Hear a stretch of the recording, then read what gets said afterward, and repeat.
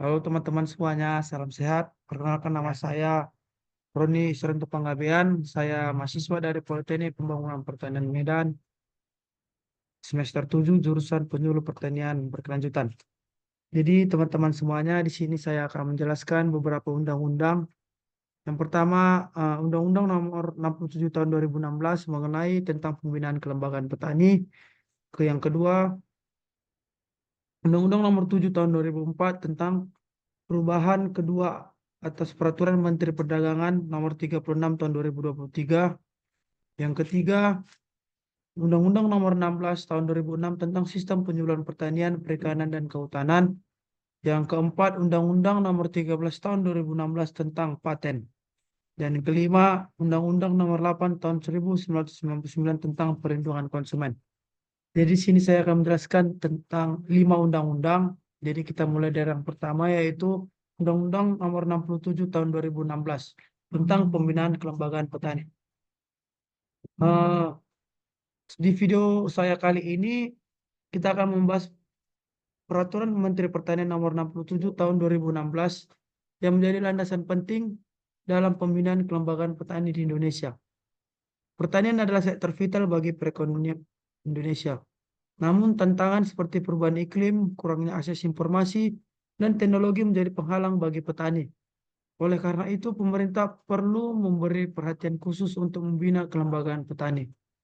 Peraturan Menteri Pertanian Nomor 67 Tahun 2016 memiliki beberapa tujuan penting, antara lain yang pertama itu meningkatkan kualitas penyuluhan, meningkatkan efektivitas dan kualitas penyuluhan pertanian untuk mengelola usaha tani dengan baik dan mandiri. Yang kedua, memperdayakan petani, meningkatkan efektivitas dan kualitas petani sebagai peningkatan produktivitas dan kesejahteraan petani. Yang ketiga, mendorong inovasi pertanian, mendorong penyebaran teknologi dan informasi dalam praktik pertanian untuk meningkatkan hasil pertanian. Yang keempat, meningkatkan akses informasi, memastikan petani memiliki akses yang lebih baik terhadap informasi mengenai pasar, teknologi, dan praktik pertanian terbaik. Yang kelima, mengembangkan sistem penyuluhan yang terintegrasi. Mengembangkan sistem penyuluhan melibatkan berbagai pihak seperti pemerintah, swasta, lembaga masyarakat. Dan yang keenam, meningkatkan ketahanan pangan. Mendukung upaya pemerintah dalam mencapai ketahanan pangan melalui peningkatan produk pertanian yang semakin maju ke depannya. Peraturan Menteri Nomor 67 Tahun 2016 tentang penyuluhan pertanian mencangkup beberapa aspek penting yang antara lain seperti penyuluhan pertanian yang terintegrasi. Penyuluhan harus melibatkan berbagai stakeholder seperti pemerintahan, akademisi, lembaga swadaya masyarakat untuk menciptakan sinergi dalam penyuluhan. Yang kedua, pendekatan berbasis kebutuhan. Penyuluhan dirancang berdasarkan kebutuhan atau karakteristik petani, sehingga lebih relevan dan efektif dalam meningkatkan pengetahuan serta keterampilan mereka. Yang ketiga, pengembangan sumber daya manusia. Pelatihan dan peningkatan kapasitas penyuluhan pertanian agar dapat memberi informasi dan bimbingan yang berkualitas kepada petani. Yang keempat, penggunaan teknologi informasi. Memanfaatkan teknologi informasi dan komunikasi untuk menyebarkan informasi pertanian dan mempermudah akses petani dalam pengetahuan yang terbaru. Yang kelima, pertanian petani. Partisipasi petani dapat mendorong sebagai dalam proses penyuluhan, sehingga mereka merasa memiliki tanggung jawab atas keberhasilan usaha tani mereka. Yang keenam, monitoring dan evaluasi. Menetapkan mekanisme atau memantau dalam mengevaluasi efektivitas program penyuluhan agar terus dapat diperbaiki dan disesuaikan dengan kondisi di lapangan. Yang ketujuh, ketahanan pangan. Menyelaraskan program penyuluhan dengan tujuan ketahanan pangan nasional untuk meningkatkan produksi atau kualitas hasil pertanian. Aspek-aspek ini bertujuan untuk menciptakan sistem penyuluhan pertanian yang lebih efektif, maju, modern, dan efisien terhadap kebutuhan petani serta tantangan yang dihadapi di sektor pertanian untuk ke depannya. Pembentukan kelompok tani adalah langkah awal yang krusial dan sangat penting. Dalam kelompok petani dapat berbagi informasi, pengalaman, dan bisa saling mendukung dalam segala hal. Dengan adanya kelompok petani, mereka akan lebih mudah mengakses pelatihan dan sumber daya di bidang pengetahuan dan keterampilan mereka. Prinsip pembentukan dan penguatan kelompok tani mencangkup beberapa aspek yang sangat-sangat penting, yaitu yang pertama adalah partisipatif. Partisipasi ini melibatkan seluruh anggota kelompok dalam proses pengambilan keputusan dan perencanaan kegiatan, sehingga setiap suara didengar dan dihargai. Yang kedua, kemandirian. Mendorong kelompok tani untuk mandiri dan mengelola kegiatan dan sumber daya sehingga mereka tidak bergantung sepenuhnya pada bantuan eksternal dari pemerintah. Yang ketiga, keterbukaan. Menciptakan lingkungan yang transparan, di mana informasi dan keputusan disampaikan secara jelas kepada semua anggota kelompok. Yang keempat adalah kolaboratif. Mengedepankan kerjasama antar anggota kelompok dan pihak lain seperti pemerintah, lembaga swadaya, masyarakat, akademisi, swasta untuk meningkatkan efektivitas program. Yang kelima, inovatif.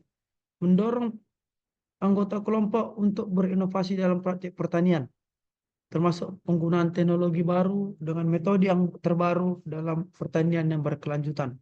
Yang keenam, berbasis potensial lokal, di mana mengembangkan kelompok tani dengan memanfaatkan potensi dan sumber daya alam sekitar, sehingga lebih relevan dan efektif, dan bisa digunakan secara terus-menerus. Yang ketujuh yaitu pemberdayaan, meningkatkan kapasitas anggota kelompok melalui pelatihan dan pendidikan, agar mereka lebih mampu mengelola usaha tani dan lebih terampil dan bisa meningkatkan kesejahteraan mereka. Yang kedelapan, sustainabilitas, di mana memastikan bahwa kegiatan kelompok tani dapat berlangsung dalam jangka yang sangat panjang dan berkelanjutan, bisa memberi manfaat yang berkelanjutan juga bagi semua anggota-anggotanya.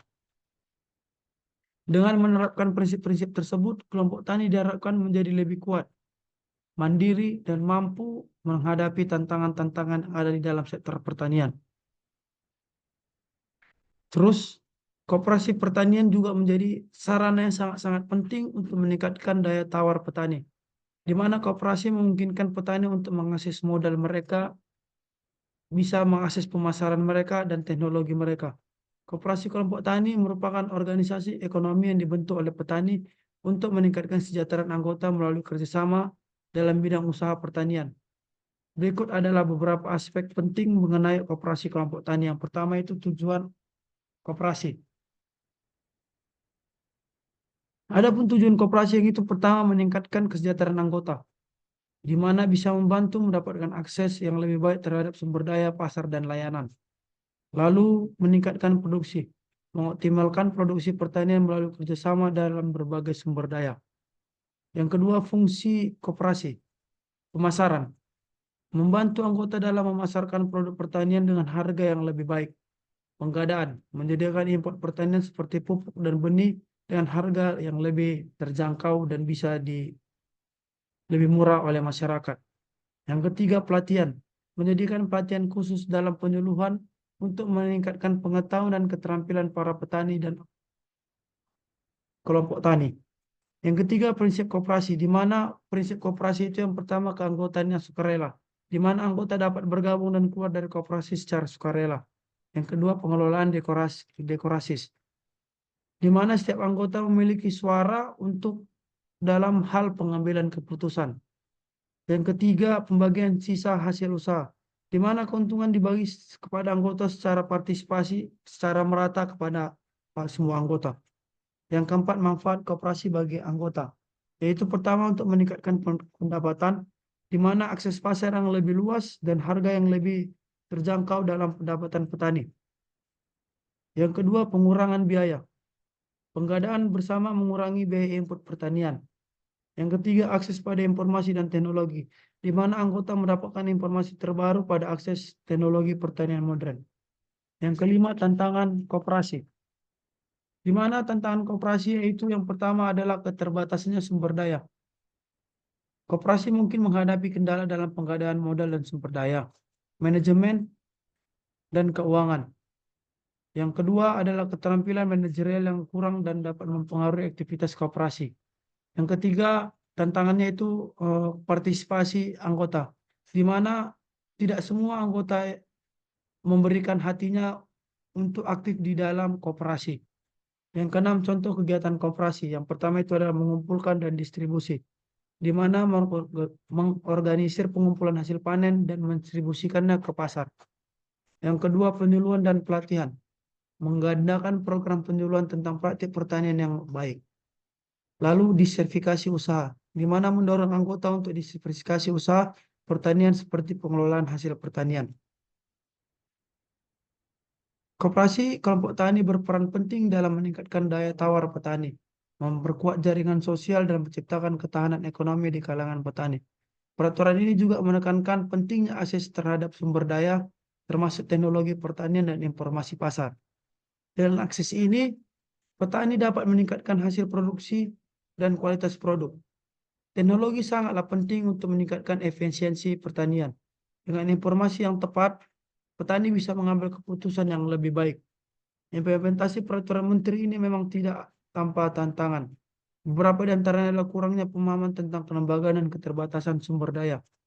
Mengatasi pemahaman petani, mengetahui kelembagaan petani, memerlukan pendekatan yang sistematik dan partisipatif.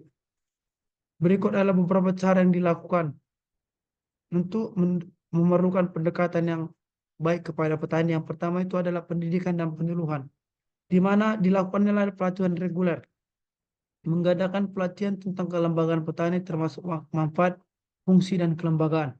Yang kedua adalah workshop dan seminar, menyelenggarakan workshop yang melindungi ahli dan partisipasi untuk berbagai pengetahuan. Yang kedua, pendekatan partisipatif, diskusi kelompok, mengadakan forum diskusi di antara petani untuk berbagi pengalaman dan pemahaman tentang kelembagaan. Yang kedua, keterlibatan dalam pengambilan keputusan, di mana mengajak petani berpartisipasi dalam pengambilan keputusan di tingkat kelembagaan.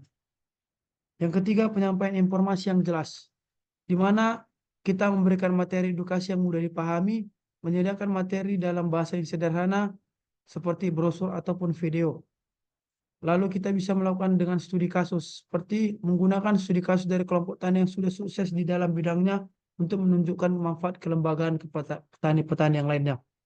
Yang keempat, kita penggunaan teknologi, di mana kita di sini bisa menggunakan platform digital ataupun webinar ataupun e-learning, di mana di sini kita bisa mengadakan sesi pembelajaran online yang dapat diakses oleh petani dimanapun mereka berada. Yang kelima, membangun jaringan, kolaborasi dengan lembaga, bekerja sama dengan lembaga pemerintahan seperti pemerintahan kantor lurah, di mana di situ terdapat LSM atau lembaga swadaya masyarakat yang dapat membentuk keterampilan anak-anak muda, ataupun universitas yang dapat memberikan pelatihan serta dukungan, di mana juga bisa di situ pembentukan kelompok diskusi dengan memfasilitasi pembentukan kelompok diskusi antar petani untuk saling belajar. Yang keenam, memberikan contoh nyata, demokrasi praktis, mengadakan demonstrasi tentang bagaimana kelembagaan dapat meningkatkan kesejahteraan petani. Yang kedua, program mentoring, menghubungkan petani dengan mentor yang berpengalaman dalam pengelolaan kelembagaan. Yang ketujuh, monitoring dan evaluasi. Mana kegunaan monitoring dan evaluasi ini adalah biar kita mendapatkan feedback dari petani secara berkala, di mana kita bisa mengumpulkan umpan balik dari petani tentang pemahaman mereka dari melakukan penyesuaian program yang sudah kita laksanakan. Lalu kita bisa melakukan evaluasi secara berkala dan menilai efektivitas program edukasi dan penyuluhan yang telah kita lakukan. Dengan pendekatan yang tepat, pemahaman petani mengenai kelembagaan petani dapat ditingkatkan, yang pada gilirannya akan memperkuat keterlibatan mereka dalam kelembagaan dan meningkatkan kesejahteraan petani. Prinsip-prinsip mengenai Peraturan Menteri Nomor 67 Tahun 2016 tentang penyuluhan pertanian, yaitu pertama adalah partisipatif. Yang kedua adalah berbasis kebutuhan, di mana program penyuluhan dirancang berdasarkan kebutuhan spesifik petani, bukan sekedar teori ataupun program umum. Melakukan survei atau analisis situasi untuk memahami tantangan dan kebutuhan di lapangan. Yang ketiga adalah inklusif, memahami bahwa semua kelompok petani termasuk perempuan, pemuda, dan petani marginal mendapatkan akses yang setara dengan layanan penyuluhan. Yang keempat adalah kolaboratif, mendorong kerjasama antar berbagai pihak seperti pemerintahan, LSM, akademisi, dan sektor swasta untuk meningkatkan efektivitas program. mengadakan kemitraan strategis dan sinergi untuk melakukan penyuluhan dan memanfaatkan sumber daya dan pengetahuan mereka. Yang kelima, berorientasi pada hasil. Fokus pada pencapaian hasil nyata yang dapat terukur dalam peningkatan produktivitas dalam kesejahteraan petani. Menetapkan indikator kinerja yang jelas dan melakukan evaluasi berkala untuk menilai dampak dari program penyuluhan.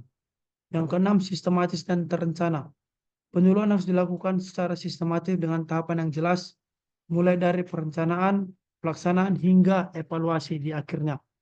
Mengembangkan rencana kerja yang terstruktur dan melakukan pemantauan untuk memastikan kegiatan berjalan sesuai dengan rencana yang kita inginkan. Yang ketujuh, berbasis teknologi, di mana kita memanfaatkan teknologi informasi dan komunikasi untuk meningkatkan akses dan kualitas informasi yang diterima oleh petani. Mengembangkan aplikasi seperti mobile, portal web, ataupun media sosial sebagai sarana penyebar informasi dan edukasi. Yang kedelapan adalah sustainable ataupun berkelanjutan, di mana di situ menjamin bahwa program penyuluhan yang kita lakukan dapat berjalan berkelanjutan dan memberikan manfaat jangka panjang bagi petani. Dan bisa merancang program yang tidak hanya fokus pada hasil jangka pendek, tapi juga merancang pertimbangan pengembangan kapasitas petani untuk ke depannya. Yang kesembilan adalah pendidikan berkelanjutan. Mengedepankan pendidikan berkelanjutan bagi petani agar mereka selalu mendapatkan informasi terkini, menyediakan pelatihan lanjutan dan update mengenai teknologi pertanian, praktis terbaik, dan informasi pasar secara berkala. Dengan penerapan prinsip-prinsip ini secara konsisten diharapkan program penyuluhan pertanian dapat lebih efektif dan berhasil dalam meningkatkan kesejahteraan petani serta berkontribusi pada ketahanan pangan nasional. Peraturan Menteri Pertanian Nomor 67 Tahun 2016 ada langkah strategis untuk memperkuat kelembagaan petani. Dengan pembinaan yang baik, diharapkan petani dapat lebih mandiri dan berdaya saing.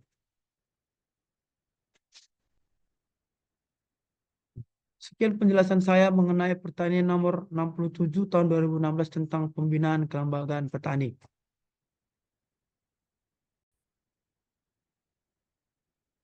Oke, lanjut.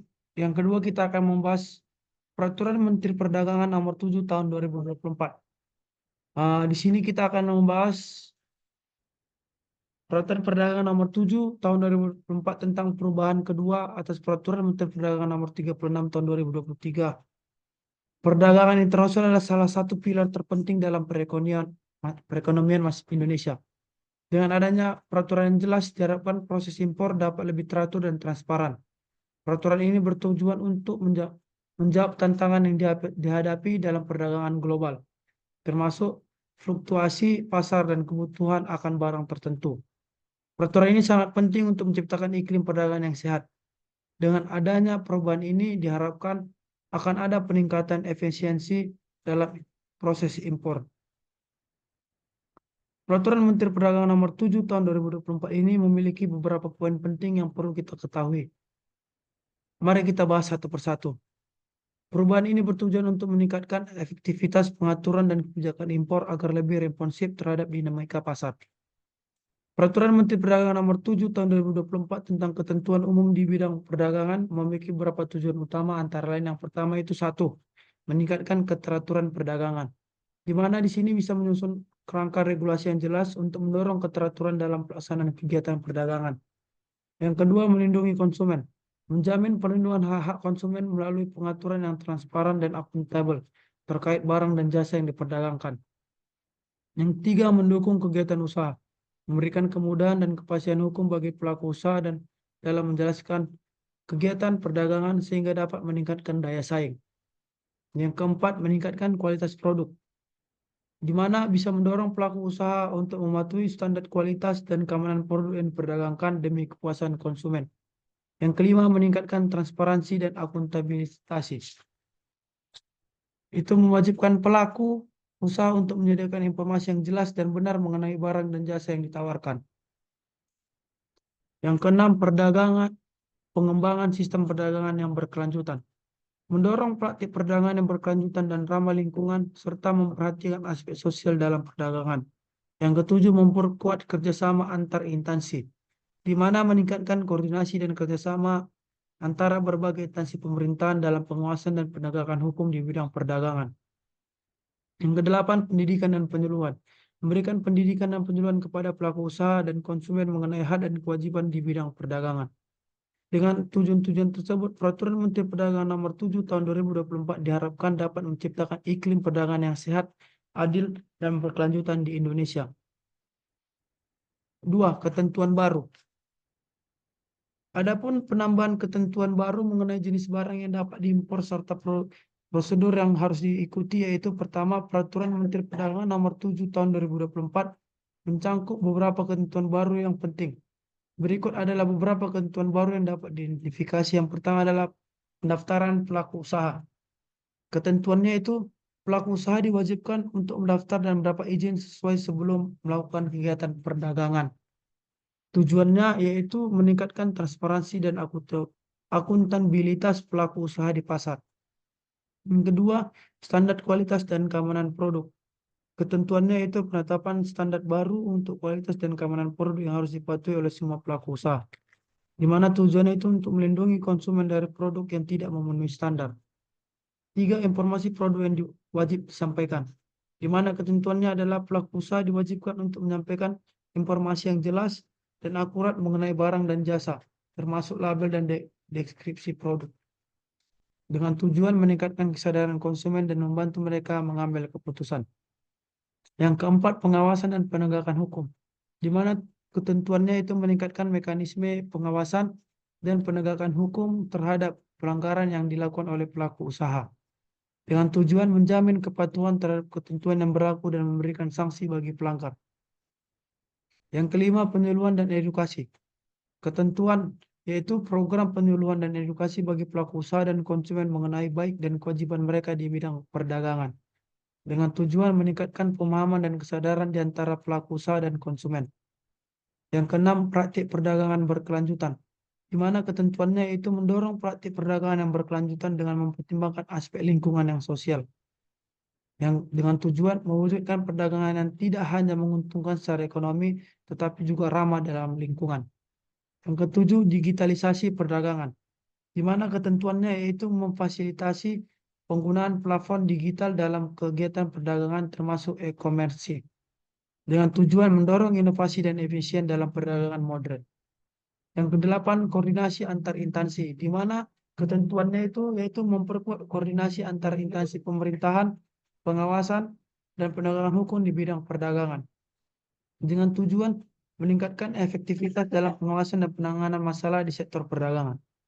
Ketentuan-ketentuan ini bertujuan untuk menciptakan lingkungan perdagangan yang lebih teratur, transparan, dan berkelanjutan, serta untuk melindungi kepentingan konsumen dalam pelaku usaha. Contoh lainnya, barang-barang tertentu kini diwajibkan untuk memenuhi standar kualitas yang lebih ketat. Prosedur impor. Prosedur baru ini mencangkup pengajuan impor yang lebih transparan dengan waktu pemeriksaan yang lebih tepat. Pengusaha kini dapat mengakses sistem online untuk memantau status izin mereka. Yang keempat adalah sanksi.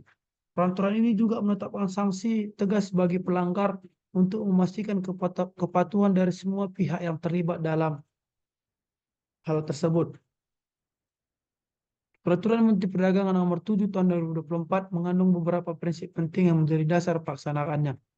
Berikut adalah prinsip-prinsip tersebut, di mana itu harus kita pahami. Yang pertama adalah transparansi. Semua informasi terkait produk dalam kegiatan perdagangan harus disampaikan secara jelas dan terbuka. Yang kedua, meningkatkan kepercayaan konsumen dan memastikan bahwa mereka memiliki akses informasi yang akurat. Kedua, akuntabilitas.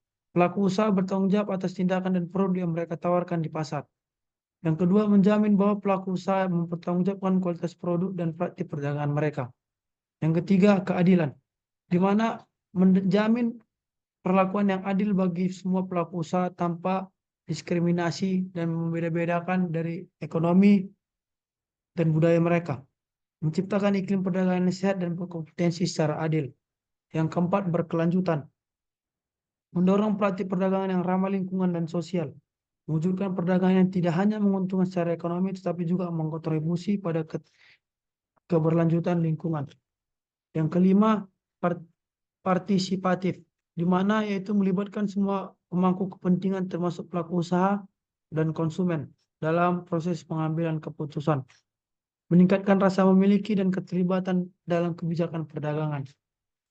Yang keenam adalah inovasi, mendorong penggunaan teknologi dan inovasi dalam praktik perdagangan, termasuk dalam e-commerce, meningkatkan efisiensi dalam daya saing pelaku usaha.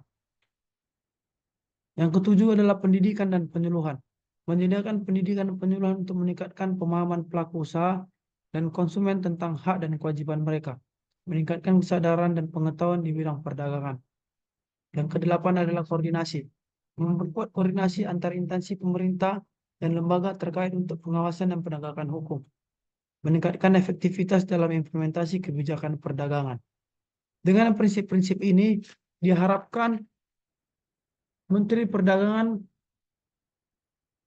Nomor 7 tahun 2024 dapat menciptakan sistem perdagangan yang lebih baik, adil, dan berkelanjutan di Indonesia. Kita dapat melihat bahwa peraturan baru ini memberikan dampak positif bagi pelaku usaha, meningkatkan efisiensi dan mengurangi birokrasi. Dan setiap kebijakan memiliki tantangan. Dalam implementasinya, ada kemungkinan munculnya resistensi dari beberapa pihak yang merasa terpengaruhi. Kita juga perlu terus memantau dampak dari kebijakan ini. Edukasi bagi pengusaha dan pemangku kepentingan sangat penting untuk memastikan semua pihak memahami peraturan yang baru ini. Harapannya dengan adanya kebijakan ini, Indonesia dapat meningkatkan daya saing di pasar global dan menciptakan lingkungan perdagangan yang lebih baik. Kesimpulannya, Peraturan Menteri Perdagangan Nomor 7 Tahun 2024 merupakan langkah maju dalam peraturan impor di Indonesia. Dengan ketentuan yang lebih jelas dan prosedur yang lebih maju dan efisien, kita berharap dapat mendukung pertumbuhan ekonomi yang berkelanjutan.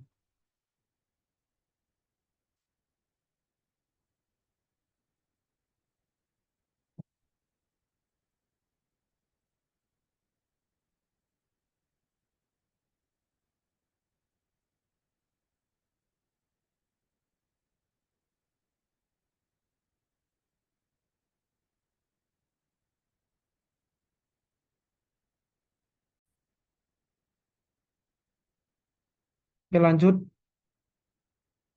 Di sini kita akan membahas tentang Undang-Undang Republik Indonesia Nomor 8 Tahun 1999 tentang perlindungan konsumen.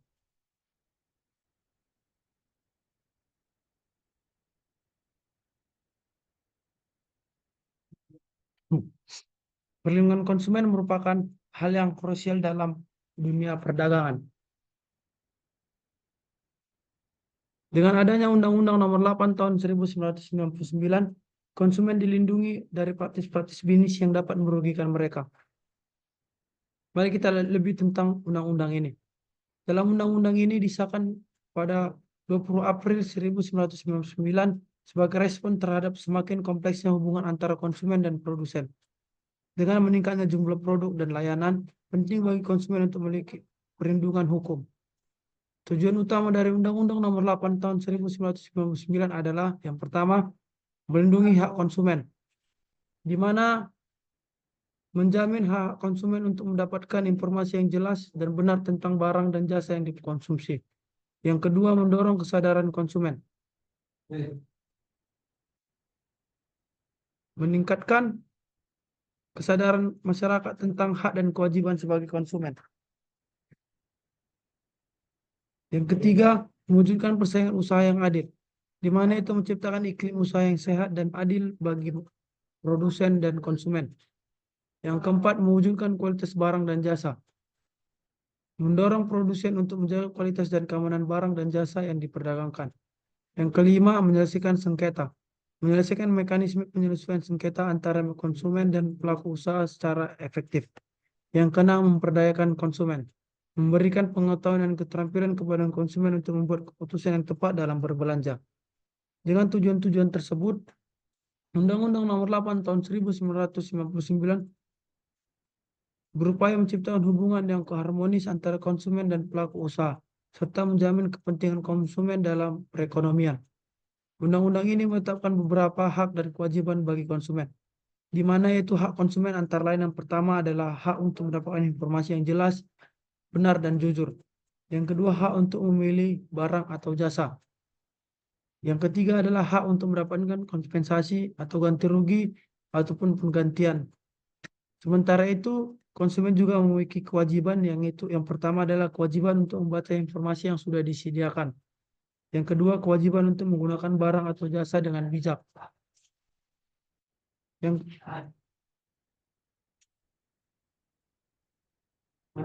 contoh praktik bisnis yang dapat merugikan konsumen.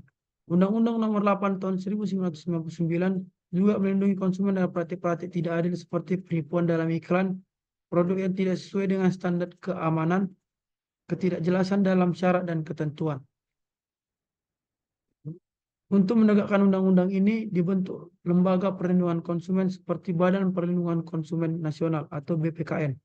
Lembaga ini berperan dalam memberikan edukasi kepada konsumen dalam menyelesaikan sengketa.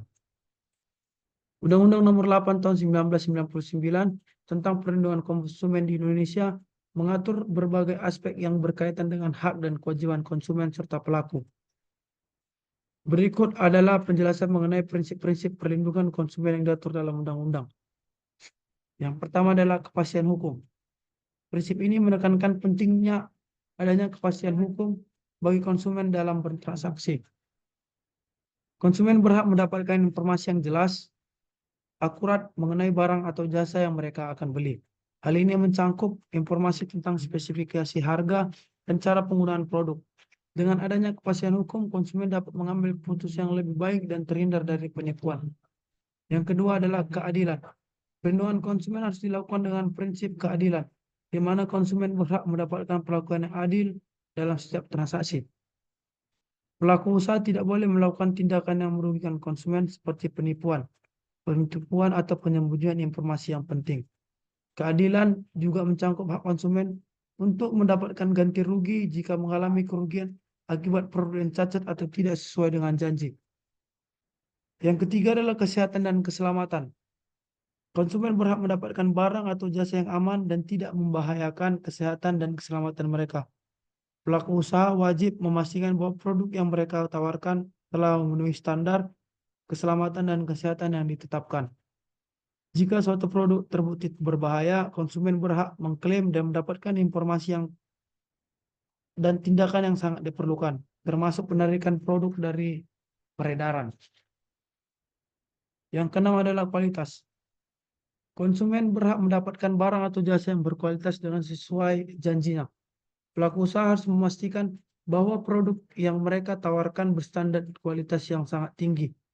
Jika produk tidak memenuhi standar kualitas, konsumen berhak mengajukan komplain dan meminta pengambilan barang atau pergantian barang. Yang kelima adalah informasi. Konsumen berhak mendapatkan informasi yang benar, jelas, dan jujur mengenai barang ataupun jasa yang akan mereka beli. Informasi ini harus mencakup semua aspek yang relevan, termasuk harga, spesifikasi, cara penggunaan, dan risiko yang mungkin timbul. Pelaku usaha wajib memberikan informasi yang transparan dan tidak berputar-putar. Yang keenam, kebebasan dalam memilih. Konsumen memiliki hak untuk memilih barang dan jasa sesuai dengan kebutuhan dan keinginan mereka. Pelaku usaha tidak boleh memaksa ataupun menekan konsumen untuk membeli produk-produk mereka. Kebebasan memilih ini juga mencakup hak untuk membandingkan produk dari berbagai pelaku usaha sebelum mereka membuat keputusan dalam pembelian. 7. Perlindungan terhadap praktik usaha yang curang. Undang-undang ini melarang praktik usaha yang curang seperti iklan yang menipu, penipuan, dan praktik bisnis yang tidak etis. Konsumen dilindungi dari tindakan yang merugikan dan tidak adil dari pelaku usaha. Jika konsumen merasa dirugikan, mereka berhak untuk mengajukan pengaduan kepada Lembaga Perlindungan Konsumen dan bisa juga ke dalam lembaga kepolisian. Yang kedelapan, penyelesaian sengketa. Konsumen berhak mendapatkan penyelesaian yang adil dan cepat jika terjadi gangguan antara konsumen dan pelaku usaha. Undang-undang ini mengatur mekanisme penyelesaian sengketa baik melalui mediasi, arbitrase maupun jalur hukum. Konsumen dapat menyampaikan keluhannya kepada Lembaga Perlindungan Konsumen dan lembaga yang berwenang. Yang kesembilan adalah pendidikan konsumen. Pendidikan konsumen merupakan bagian penting dari perlindungan konsumen. Konsumen berhak mendapatkan informasi dan pendidikan mengenai hak dan kewajiban mereka, serta cara berbelanja yang baik. Pelaku usaha dan pemerintah memiliki tanggung jawab untuk memberikan edukasi kepada konsumen agar lebih cerdas dan kritis dalam bertransaksi. Yang ke-10 adalah partisipasi masyarakat. Partisipasi masyarakat ini menekan pentingnya dalam perlindungan konsumen.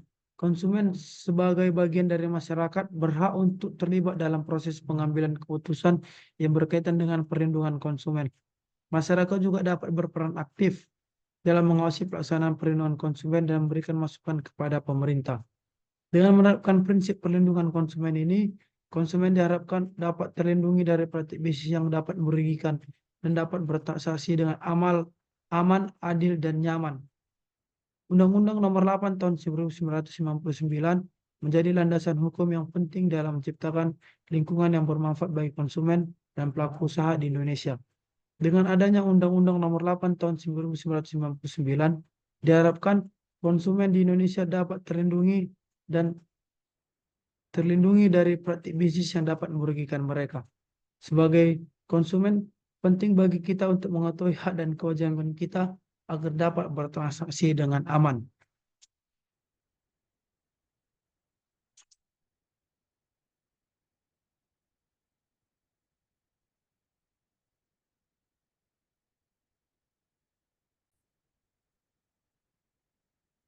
Oke, jadi kita sudah selesai membahas Undang-Undang Nomor 8 Tahun 1999. Yang keempat, kita akan membahas Undang-Undang Nomor 13 Tahun 2016 tentang paten.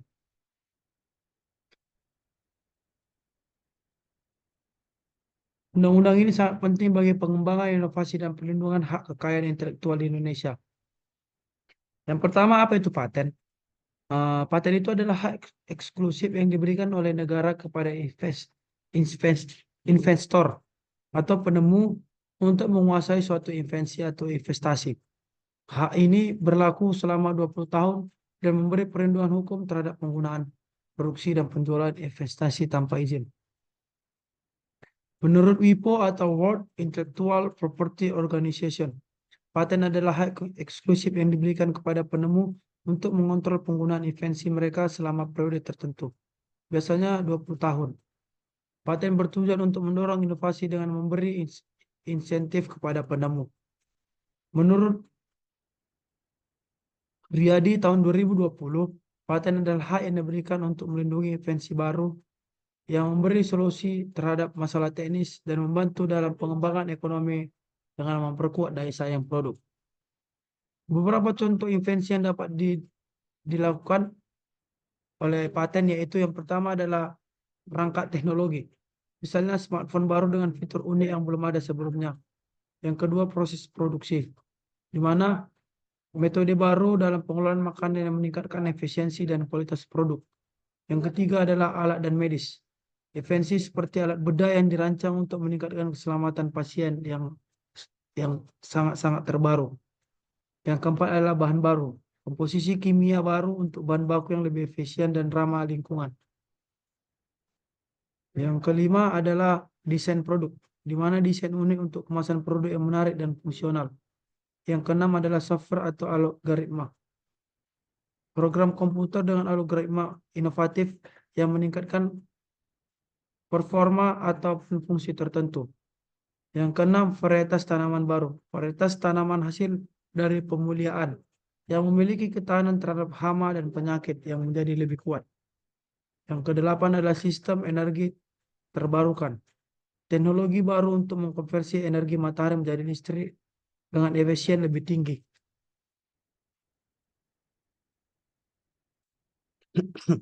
Invensi-invensi tersebut harus memiliki syarat kebaruan, langkah inventif, dan dapat diterapkan secara industri untuk mendapatkan perlindungan paten. Undang-Undang Nomor 13 Tahun 2016 tentang paten memiliki beberapa tujuan utama, antara lain yaitu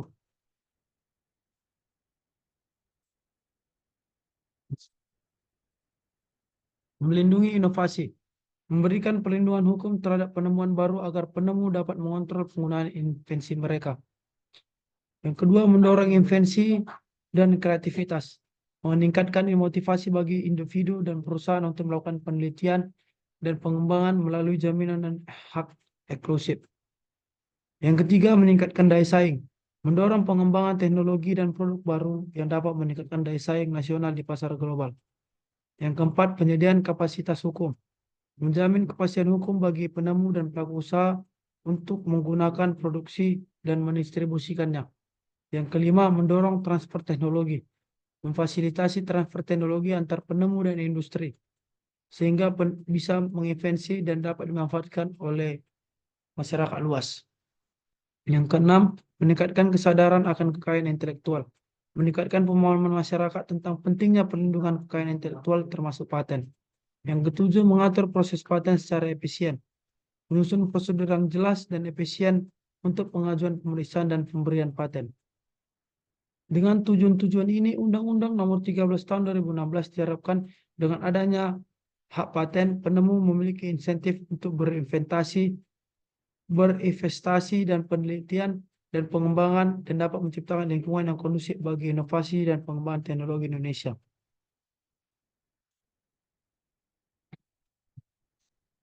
Adapun langkah-langkah untuk mendaftarkan paten, yaitu yang pertama adalah persiapan dokumen.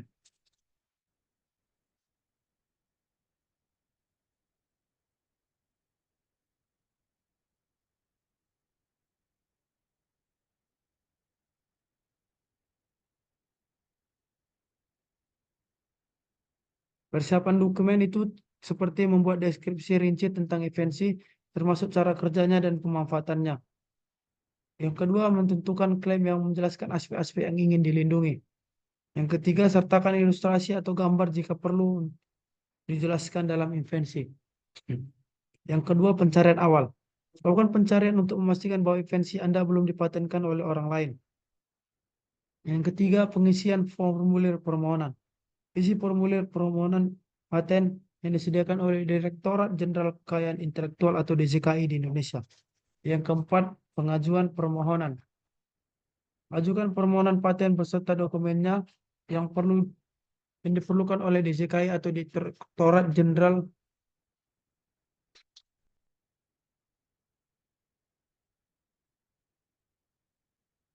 Kekayaan Intelektual, baik secara online melalui sistem e-filing atau secara langsung. Yang kelima, pembayaran biaya. Pembayaran biaya pendaftaran yang ditetapkan. Biaya ini dapat bervariasi bergantung pada jenis paten yang akan diajukan. Yang keenam, pemeriksaan formil. Setelah pengajuan DJKI, kita akan melakukan pemeriksaan formil untuk memastikan bahwa semua dokumen lengkap dan sesuai dengan aturan yang sudah ditentukan. Yang ketujuh, pemeriksaan substantif. Jika memenuhi syarat formil, permohonan akan dilanjutkan ke pemeriksaan substantif untuk menilai kebaharuan langkah efektif dan penerapan industri dan invensi. Yang kedelapan adalah pemberian substantif. Jika memenuhi syarat formil, permohonan akan dilanjutkan ke pemeriksaan substantif untuk menilai kebaruan langkah efektif dan penerapan industri dari invensi. Yang kedelapan adalah pemberian paten. Jika permohonan disetujui, paten akan diberikan kepada pemohon dan pemohon akan menerima sertifikat paten. Yang kesembilan, pemberian paten. Paten akan dipelihara dengan membayar biaya tahunan selama masa berlaku paten, biasanya adalah itu 20 tahun. Dengan mengikuti langkah-langkah ini, Anda dapat mendaftarkan paten untuk melindungi invensi Anda secara hukum. Untuk mendapatkan paten, invensi harus memenuhi beberapa syarat. Invensi tidak boleh sama dengan yang sebelumnya. Invensi harus memiliki langkah efektif yang objektif bagi seorang yang ahli di bidangnya. Adapun hak dan kewajiban pemegang paten, yang pertama hak paten, yaitu adalah hak eksklusif. Di mana hak eksklusif ini itu memiliki hak untuk memproduksi, menggunakan dan menjual invensi selama masa berlaku paten. Yang kedua, larangan penggunaan tanpa izin. Berhak melarang pihak lain menggunakan, memproduksi, ataupun menjual invensi tanpa izin. Yang ketiga, kepemilikan lisensi. Dapat memberikan lisensi kepada pihak lain untuk menggunakan invensi baik secara eksklusif maupun non-eksklusif. Yang keempat, perlindungan hukum. Berhak mendapatkan perlindungan hukum jika ada pelanggaran terhadap hak paten mereka. Yang kelima, penerimaan royalti. Berhak menerima royalti atau imbalan dari pihak yang menggunakan invensi berdasarkan kesepakatan lisensi. Kewajiban pemegang paten yaitu yang pertama, pemeliharaan paten. Kewajiban untuk membayar biaya tahunan agar paten tetap berlaku selama masa perlindungan. Yang kedua, pengungkapan invensi. Harus mengungkapkan invensi secara jelas dalam permohonan untuk memberikan informasi terkait kepada publik. Yang keempat, patuh terhadap ketentuan hukum. Mematuhi semua ketentuan hukum yang berlaku terkait dengan pengelolaan hak paten. Menjaga kerahasiaan. Jika ada informasi yang bersifat rahasia, pemegang paten harus menjaga kerahasiaan tersebut sampai invensi dipublikasikan atau dipatenkan. Yang kelima, melindungi hak paten. Kewajiban untuk melindungi hak paten dari pelanggaran termasuk mengambil tindakan hukum jika diperlukan. Dengan memahami hak dan kewajiban ini, pemegang paten dapat mengelola hak kekayaan intelektual mereka dengan lebih baik. Terhadap pelanggar bisa dikenakan sanksi administrasi berupa denda uang, dan untuk pelanggar berat seperti pemalsuan bisa dikenakan sanksi pidana seperti di penjara. Prinsip dari Undang-Undang Nomor 13 Tahun 2016 tentang paten. Yang satu, kebaharuan. Invensi harus baru dan belum pernah dipublikasikan atau dipatenkan sebelumnya. Yang kedua, langkah insentif. Invensi harus mengandung langkah insentif yang menunjukkan perbedaan yang signifikan dari pengetahuan yang sudah ada.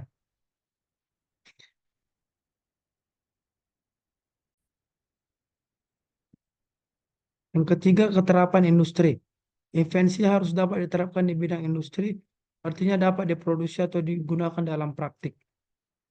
Yang kelima, keadilan. Pemberian hak paten harus dilakukan secara adil tanpa diskriminasi dan memberikan kesempatan yang sama bagi semua penemu. Keenam, perlindungan hukum. Memberikan perlindungan hukum yang jelas bagi penemu untuk mencegah penyalahgunaan dan pelanggaran hak paten. Yang ketujuh, pemanfaatan invensi. Mendorong pemanfaatan invensi untuk kepentingan masyarakat dan perkembangan ekonomi. Yang kedelapan adalah pendidikan dan penyuluhan.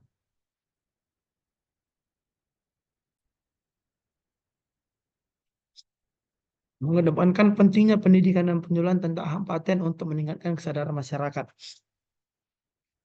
Jadi, dengan prinsip-prinsip ini, Undang-Undang Nomor 13 Tahun 2016 bertujuan untuk menciptakan lingkungan yang kondusif bagi inovasi dan perlindungan hak kekayaan intelektual di Indonesia. Secara keseluruhan, Undang-Undang Nomor 13 Tahun 2016 ini tentang paten adalah langkah penting dalam melindungi hak kekayaan intelektual di Indonesia.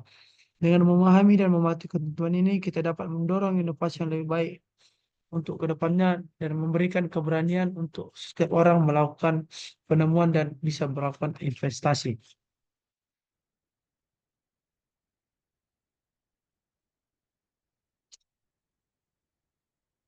Jadi itu adalah sekian untuk pembahasan kita tentang Undang-Undang Nomor 13 Tahun 2016. Kita lanjut ke undang-undang yang terakhir yang akan kita bahas, yaitu Undang-Undang Nomor 16 Tahun 2006 tentang Sistem Penyuluhan Pertanian, Perikanan, dan Kehutanan.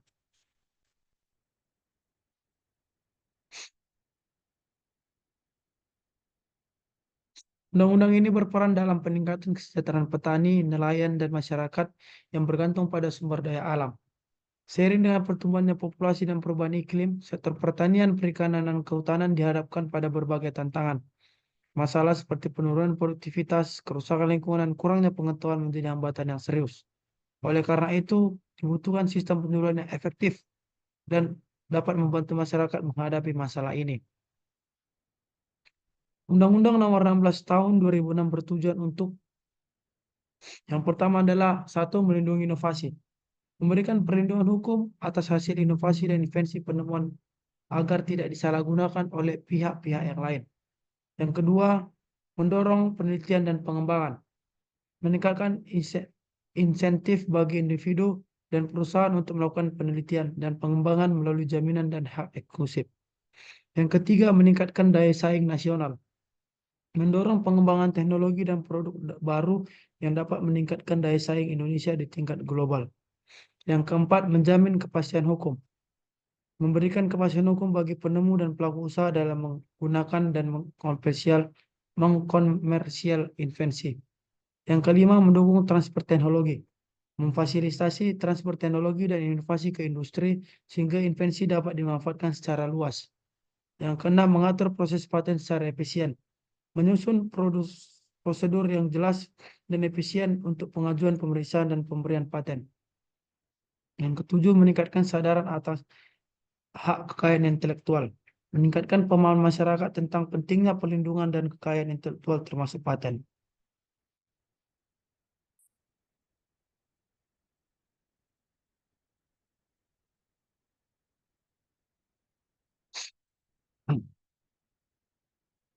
Dengan tujuan-tujuan ini, Undang-Undang Nomor 16 Tahun 2006 diharapkan dapat menciptakan lingkungan yang mendukung inovasi dan pengembangan teknologi di Indonesia.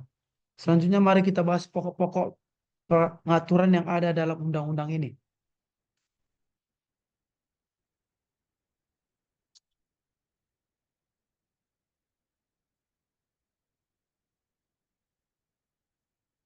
Penyuluhan adalah proses pemberian informasi, pendidikan, dan pelatihan kepada masyarakat untuk meningkatkan pengetahuan dan keterampilan mereka. Sistem penyuluhan mencangkup berbagai lembaga seperti dari Dinas Pertanian, Dinas Perikanan, Dinas Kehutanan, akademisi, dan lainnya. Masing-masing lembaga memiliki tugas untuk menyebarkan informasi dan memberikan bimbingan kepada masyarakat. Penyuluhan memiliki peran penting dalam memberi informasi terkini, teknologi terbaru, dan praktik terbaik kepada petani, nelayan, dan masyarakat lainnya. Mereka juga berfungsi sebagai mediator antara pemerintahan dan masyarakat. Berbagai metode digunakan dalam penyuluhan. Masyarakat diajak untuk terlibat aktif dalam proses penyuluhan, sehingga mereka bisa dan memiliki rasa bertanggung jawab dalam program yang akan dijalankan. Evaluasi dilakukan untuk mengukur keberhasilan program penyuluhan. Feedback dari masyarakat sangatlah penting untuk memperbaiki program di masa depannya. Contoh program penyuluhan yaitu banyaknya program penyuluhan telah dilaksanakan seperti penyuluhan tentang budidaya padi yang berhasil meningkatkan hasil panen petani di setiap daerah. Tantangan dan implementasi. Namun masih ada tantangan dihadapi seperti kurangnya penyuluh yang terlatih dan minimnya anggaran untuk kegiatan penyuluhan. Solusi dan rekomendasi. Penting untuk meningkatkan kapasitas penyuluhan melalui pelatihan dan memperkuat jaringan informasi agar penyuluhan dapat berjalan lebih efektif. Berikut adalah penjelasan yang lebih mendalam mengenai prinsip-prinsip penyuluhan pertanian berdasarkan Undang-Undang Nomor 16 Tahun 2006 tentang sistem penyuluhan pertanian, perikanan, dan kehutanan. Yang pertama adalah dekoratif.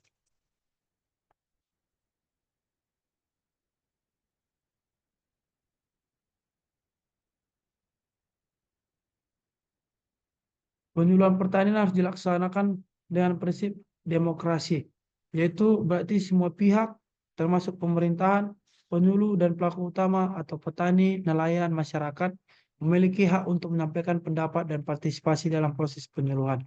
Hal ini menciptakan ruang dialog yang sangat sehat dan saling menghormati, sehingga keputusan diambil dapat mencerminkan kebutuhan dan aspirasi semua pihak. Yang kedua adalah manfaat. Penyuluhan harus memberikan manfaat nyata bagi pelaku utama dan pelaku usaha.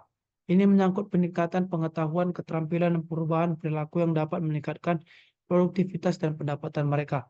Penyuluhan yang efektif harus mampu menjawab tantangan yang dihadapi oleh pelaku utama dan pelaku usaha, sehingga mereka dapat meningkatkan kesejahteraan dan kualitas hidup.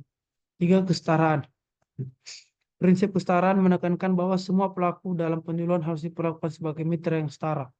Penyuluhan tidak hanya berperan sebagai pemberi informasi, tetapi juga sebagai fasilitator yang mendengarkan dan menghargai masukan dari pelaku utama. Hal ini penting untuk menciptakan hubungan yang saling menguntungkan dan menghindari dominasi satu pihak dan pihak lainnya. Yang keempat, keterpaduan. Penyuluhan harus dilakukan secara terpadu, yang berarti bahwa semua kegiatan penyuluhan harus saling terkait dan mendukung satu sama lain. Keterpaduan ini mencakup integrasi antara berbagai sektor seperti pertanian, perikanan, kehutanan, serta antar pemerintah, masyarakat, dan sektor swasta. Dengan cara ini, penyuluhan dapat lebih efektif dan mencapai tujuan pembangunan yang berkelanjutan. Yang kelima, keseimbangan. Penyuluhan harus memperhatikan keseimbangan antara berbagai aspek seperti kebijakan, inovasi, teknologi, dan kearifan lokal.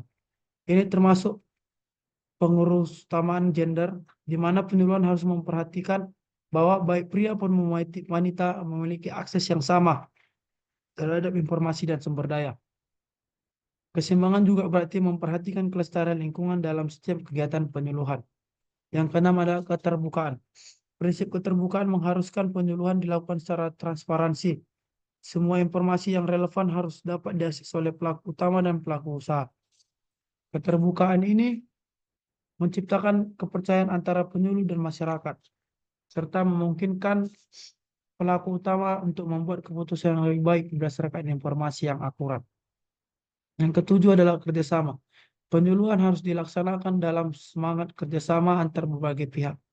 Hal ini mencakup kolaborasi antar pemerintah, lembaga swasta, organisasi non-pemerintahan, dan masyarakat agar bekerja sama untuk mengoptimalkan sumber daya yang ada dan menciptakan sinergi dalam mencapai tujuan penyuluhan.